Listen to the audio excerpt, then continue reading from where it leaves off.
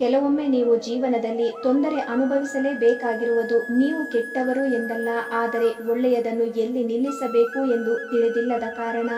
ಒಳ್ಳೆಯ ಕೆಲಸಗಳನ್ನು ಮಾಡಿ ಮತ್ತು ಒಳ್ಳೆಯ ವಿಷಯಗಳು ಯಾವಾಗಲೂ ನಿಮ್ಮ ದಾರಿಗೆ ಬರುತ್ತವೆ. ಇದು ಕರ್ಮದ ಸಮಯವಾಗಿದೆ. ನೀವು ಯಾವಾಗಲೂ ಗಮನ ಹರಿಸಬೇಕು. ಕರ್ಮವು ಕ್ಷಮಿಸುವುದಿಲ್ಲ ಮತ್ತು ಯಾವಾಗಲೂ ಮರುಪಾವತಿಯನ್ನು ಪಡೆಯುತ್ತದೆ. ದೇವರು ನಿಮ್ಮ ಜೀವನದಿಂದ ಕೆಲವು ಜನರನ್ನು ತೆಗೆದುಹಾಕುತ್ತಾನೆ, ಏಕೆಂದರೆ ನೀವು ಕೇಳದ ಸಂಭಾಷಣೆಗಳನ್ನು ಅವನು ಕೇಳಿರುತ್ತಾನೆ. ಬಾಯಿ ಸುಳ್ಳು ಹೇಳಬಹುದು, ಆದರೆ ಕಣ್ಣು ಅಲ್ಲ. ಜನರು ಮರೆಯುತ್ತಾರೆ, ಆದರೆ ಕರ್ಮವು ಅಲ್ಲ. ವ್ಯಕ್ತಿಯನ್ನು ಕ್ಷಮಿಸಿ ಮತ್ತು ಅವರ ಕಾರ್ಯಗಳನ್ನು ಎಂದಿಗೂ ದ್ವೇಷಿಸಬೇಡಿ. ಅದನ್ನು ಬಿಡಿ, ಮುಕ್ತಗೊಳಿಸಿ ಮತ್ತು ಕರ್ಮವು ಏನಾಗಬೇಕೆಂಬುದನ್ನು ನೋಡಿಕೊಳ್ಳುತ್ತದೆ. ಜೀವನದಲ್ಲಿ ಕೆಲವು ಬಾರಿ ಪರಿಸ್ಥಿತಿಯನ್ನು ಬದಲಾಯಿಸುವ ಬದಲು ಮನಸ್ಥಿತಿಯನ್ನು ಬದಲಾಯಿಸುವುದು ಉತ್ತಮ. ಯಾರ ಪಾಪವನ್ನು ನೀನು ತೆಗೆದುಕೊಳ್ಳಲು ಬರುವುದಿಲ್ಲ ಹಾಗೂ ಇನ್ನೊಬ್ಬರ ಪುಣ್ಯ ನಮಗೆ ಬರುವುದಿಲ್ಲ. ನಾವು ಏನು ಅನುಭವಿಸುತ್ತೇವೋ ಅದು ನಾವು ಮಾಡಿದ ಕರ್ಮದ ಫಲ. ಮಾಡಿದ ಕರ್ಮವು ಧರ್ಮಯುಕ್ತವಾದ ಧರ್ಮವೇ ನಿನ್ನನ್ನು ಕಾಪಾಡುವುದು.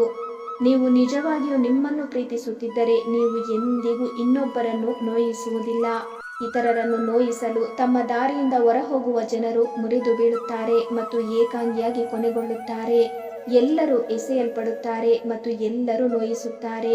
ಮತ್ತು ನೀವು ಇತರ ಜನರಿಗೆ ಏನು ಮಾಡಿದ್ದೀರಿ ಎಂಬುದರ ಬಗ್ಗೆ ಪ್ರೀತಿಸಲು ಕರ್ಮವಿದೆ. ಜನರು ತಾವು ಮಾಡುವುದಕ್ಕೆ ಪಾವತಿಸುತ್ತಾರೆ ಮತ್ತು ಇನ್ನೂ ಹೆಚ್ಚು ಅವರು ತಮ್ಮನ್ನು ತಾವು ಆಗಲು ಅನುಮತಿಸಿದ್ದಕ್ಕಾಗಿ, ಮತ್ತು ಅವರು ಅದನ್ನು ಸರಳವಾಗಿ ಪಾವತಿಸುತ್ತಾರೆ ಅವರು ನಡೆಸುವ ಜೀವನದಿಂದ. ಕರ್ಮ ಎಂದರೆ ನೀವು ನಿಮ್ಮ ಜೀವನವನ್ನು ರೂಪಿಸುತ್ತೀರಿ. ನೀವು ಹಿಂದೆ ಯಾವ ರೀತಿಯ ಕರ್ಮವನ್ನು ಸಂಗ್ರಹಿಸಿದರೂ ಪರವಾಗಿಲ್ಲ, ಈ ಕ್ಷಣದ ಕರ್ಮ ಯಾವಾಗಲೂ ನಿಮ್ಮ ಕೈಯಲ್ಲಿದೆ. ಕರ್ಮ ಎಂದರೆ ನಿಮ್ಮ ಜೀವನವು ನಿಮ್ಮ ತಯಾರಿಕೆಯಾಗಿದೆ. ಕರ್ಮದ ಸಂಚಯವು ಒಂದು ವರ್ಧಕ ಅಥವಾ ಹೊರೆಯಾಗಿರಬಹುದು, ಆದರೆ ಆಯ್ಕೆ ನಿಮ್ಮದಾಗಿದೆ. ನಿಮಗಾಗಿ ಒಳ್ಳೆಯ ಉದ್ದೇಶಗಳನ್ನು ಹೊರತುಪಡಿಸಿ ಬೇರೆ ಏನನ್ನು ಬಯಸದ ಜನರ ಮನಸ್ಸನ್ನು ನೀವು ಒಡೆದರೆ ಕರ್ಮವು ನಿಜವಾಗಿಯೂ ನಿಮ್ಮನ್ನು ತೀವ್ರವಾಗಿ ಹೊಡೆಯುತ್ತದೆ. ಒಳ್ಳೆಯದು ಮತ್ತು ಕೆಟ್ಟದ್ದು ನೀವು ಕೊಡುವುದು ನಿಮಗೆ ಹಿಂತಿರುಗುತ್ತದೆ. ಪ್ರಿಯ ವೀಕ್ಷಕರೇ, ಈ ವಿಡಿಯೋ ನಿಮಗೆ ಸ್ವಲ್ಪವಾದರೂ ಸಮಾಧಾನ ನೀಡಿದ್ದರೆ ದಯವಿಟ್ಟು ಒಂದು ಲೈಕ್ ಕೊಟ್ಟು ಹಾಗೆ ಸಬ್ಸ್ಕ್ರೈಬ್ ಮಾಡಿಕೊಳ್ಳಿ. ಧನ್ಯವಾದಗಳು.